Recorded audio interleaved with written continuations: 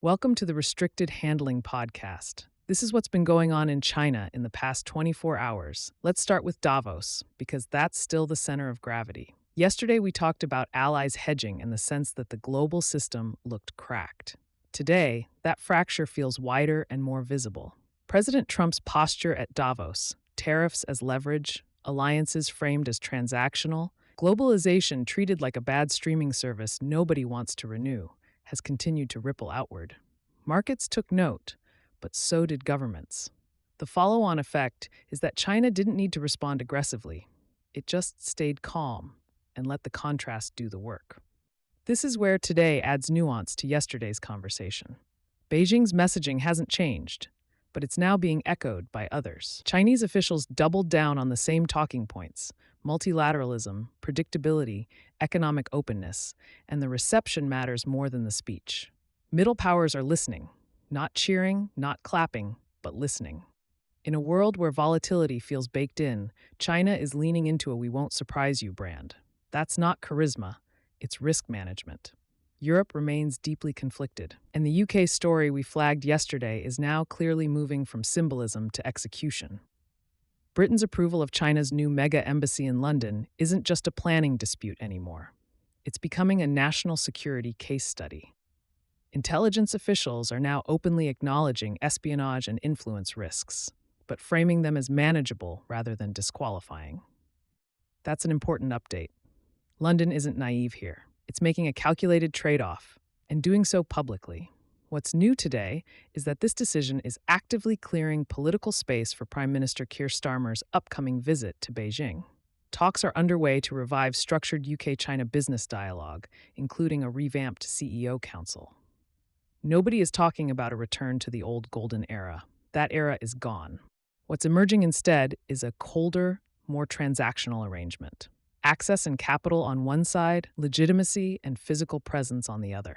It's not friendship. It's alignment of convenience. Elsewhere in Europe, the counterpoint keeps showing up. Czech authorities have charged a Chinese national under a new law targeting unauthorized activities for foreign powers. If this sounds familiar, it should. It builds on the pattern we've been tracking. While Beijing talks cooperation, Chinese intelligence services continue running long-term influence and collection operations across Europe. These aren't dramatic cloak-and-dagger plots. They're quiet, persistent efforts to embed, observe, and shape. It's not cinematic, it's effective. Shift east, and the Taiwan picture gets darker, with detail rather than escalation. Yesterday, we talked about espionage in broad terms. Today, the specifics are what stand out. Taiwan's security services are reporting that many recent cases involve active duty or retired military personnel, recruited cheaply and remotely. Payments were small, sometimes shockingly small, often routed through cryptocurrency. Information passed included layouts, guard rotations, and details tied to exercises like Han Kuang. This isn't about stealing one big secret. It's about steady erosion. Taipei is responding. Arrests, prosecutions, tightened oversight. But the update here is the scale. This isn't isolated, it's systematic. Taiwanese officials are now openly describing the threat as cognitive warfare rather than classic espionage. The goal isn't just intelligence, it's confidence, cohesion, and readiness. That framing matters because it suggests Beijing isn't waiting for a crisis to apply pressure. It's applying it every day. Militarily, the tempo remains familiar but unrelenting. Taiwan reported multiple PLA aircraft crossing the median line into its air defense identification zone over consecutive days, alongside planned vessels operating nearby.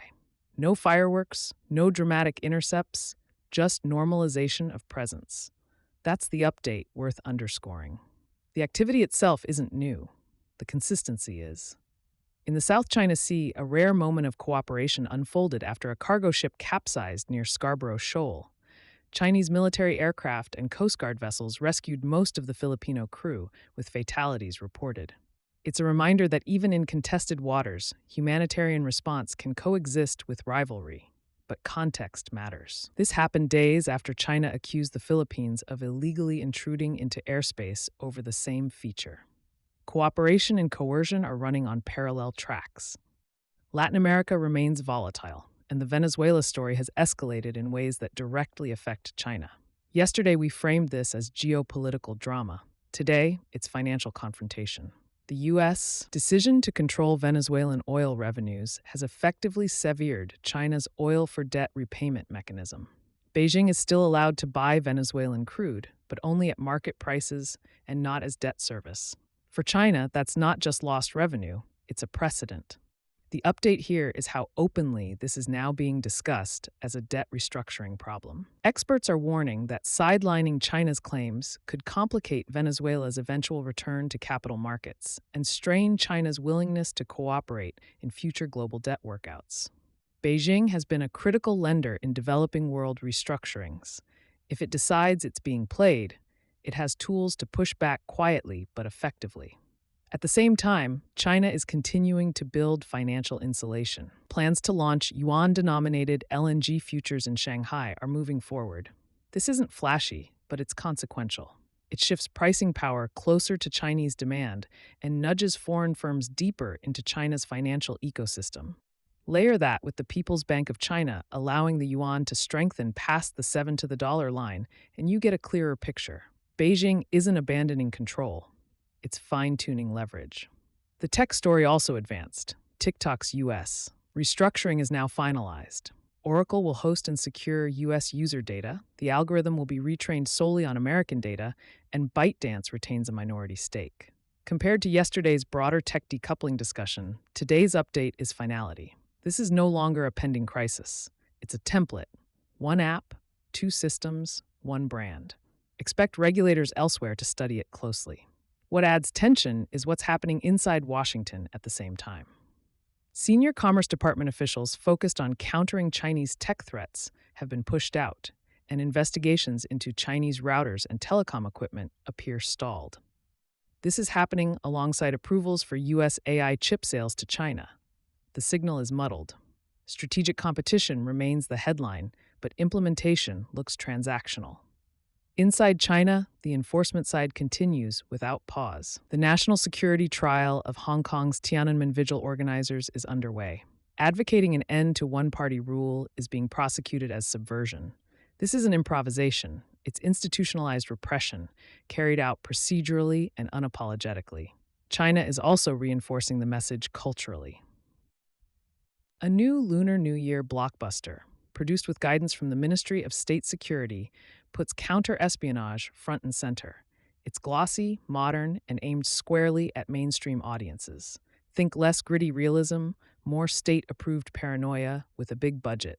The point isn't subtle. Vigilance is patriotic, and threats are everywhere. Thanks so much for listening and for being part of the RH community. If you enjoyed this episode, subscribing, leaving a quick 5-star review, or sharing it with someone you know makes a huge difference. It's how this network will grow. We also publish a daily written intel brief on Substack, where you'll find even deeper coverage of Russia and China, along with insights on Iran, the Middle East, and the DPRK.